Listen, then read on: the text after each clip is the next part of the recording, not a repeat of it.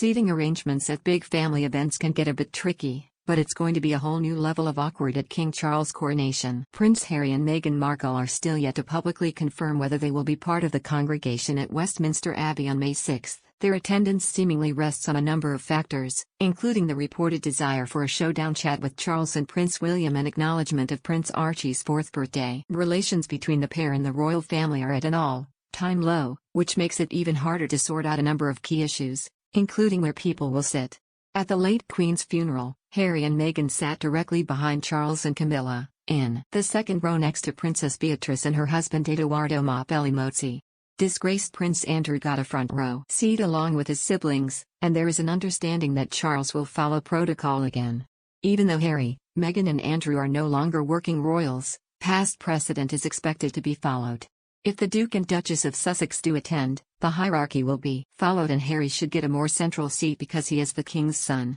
While they might be seating together, it's been reported that many members of the firm are privately telling friends they will give the Harry and Meghan the cold shoulder, and some are hoping they will have to sit far away from the rest of the royal family so they don't have to socialize. A source, described as friend of the family by the Mail, told the paper, they will be given the cold shoulder by very many relatives. One said to me, "I hope they'll be seated in Iceland.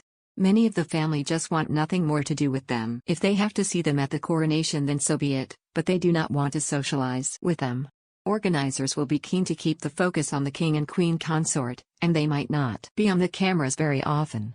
A seemingly innocent candle caused an uproar at the late Queen's funeral, as some people were convinced it was used to block Meghan. During the procession at Westminster Abbey, several people took to Twitter to question whether Meghan had been positioned behind a candle on purpose. Meghan was sat next to her husband and Princess Beatrice in the second row, behind Queen consort Camilla, but her face was blocked by a large yellow candle. For much of the state funeral service, only her black hat could be visible to those watching on television at home. There is no suggestion the placing of one of 4 candles surrounding Her Majesty's coffin was intentionally positioned to obscure Meghan's face. But this didn't stop the South Park creator poking fun at it by making sure a candle was visible when their cartoon versions of Meghan and Harry walked down into the funeral service.